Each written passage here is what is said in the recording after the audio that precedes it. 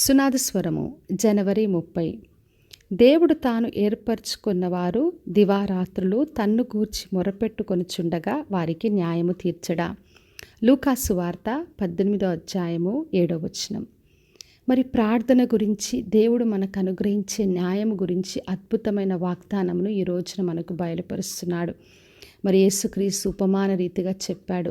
మరి ఒక విధవరాలు విసుకక నిత్యము మరి న్యాయాధిపతి దగ్గరికి వెళ్ళి వేడుకొని మొరపెట్టినప్పుడు అన్యాయస్తుడైన న్యాయాధిపతి మరి ఆమెకు న్యాయం తీర్చినట్టుగా, మరి అంతకంటే గొప్పగా దేవుడు తన ఏర్పరచుకున్న బిడ్డలు దివారాత్రము ఆయనకు మొరపెట్టినప్పుడు తప్పక న్యాయము తీరుస్తాడని బయలుపరుస్తున్నాడు.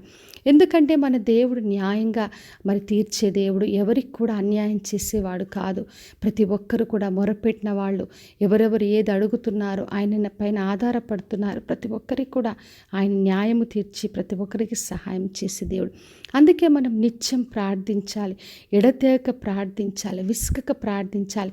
కొన్నిసార్లు ప్రార్థించి ఇంకెంతకాలం, ఎన్ని రోజులు ప్రార్థన చేయాలని ఆ విధంగా మనం అలసిపోకూడదు. కానీ ప్రతి విషయంలో, ప్రతి అవసరత కొరకు, అన్నిటి కొరకు దేవుని సన్నిధిలో ఆధారపడి ఆశ్రయించి, ఆ విధవరాలు ఏ విధంగా పదే పదే వెళ్ళి న్యాయాధిపతిని అడిగిందో అదేవిధంగా మనము దేవుని సన్నిధిలో మొరపెట్టాలని ప్రభు కోరుతున్నాడు.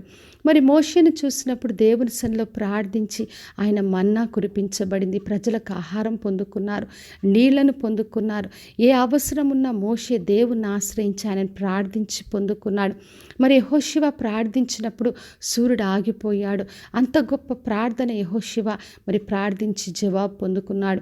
మరి దానియేలు ముమ్మారు ప్రార్థించినప్పుడు ఆ సింహము గుహ నుండి రక్షింపబడ్డాడు. ప్రార్థన అంత గొప్పది. అందుకే మనం నిత్యము ప్రార్థించాలి. మరి సంఘం అంతా కూడా అత్యాసక్తితో ప్రార్థించినప్పుడు పేతురు చెరసాల్లో నుండి విడిపించబడ్డాడు. అందుకే మనం సంఘంగా కూడుకొని ప్రార్థించాలి, మరి కుటుంబంగా ప్రార్థించాలి, ఒంటరిగా దేవుని సన్నిధిలో ప్రార్థించాలి. ఎప్పుడైతే మనం రహస్యంగా ప్రార్థిస్తామో అప్పుడు ఆయన విని మనకు బహిరంగంగా జవాబిచ్చే దేవుడు. కాబట్టి నా ప్రియ సహోదరి సహోదరా, ఏ అవసరత ఉన్నా, ఏ అక్కరున్నా అలసిపోకుండా విసుకక నిత్యం ప్రార్థించండి. దేవుడు న్యాయం తీర్చే దేవుడు. ఆయన తప్పక ఆలకించి తగిన సమయంలో మనకు జవాబిస్తాడు. కాబట్టి అలసిపోకుండా ప్రార్థన చేస్తూ జవాబును పొందుకుందాం, ప్రార్థన చేసుకుందాం. పరలోకమందున్న మా తండ్రి, మా దేవ, ఈరోజు ఇచ్చిన వాగ్దానం కొరకే వందనాలు. మీరు న్యాయం తీర్చే దేవుడని మాకు బయలుపరిచినందుకు స్తోత్రం.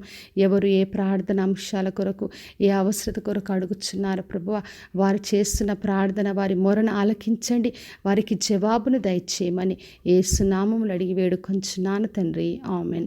ఈ శుభవచనము వినుచున్న ప్రతి ఒక్కరి జీవితంలో నెరవేర్చబడునుగాక. నేను మీ ప్రియ సహోదరి మంజులాచరణ్.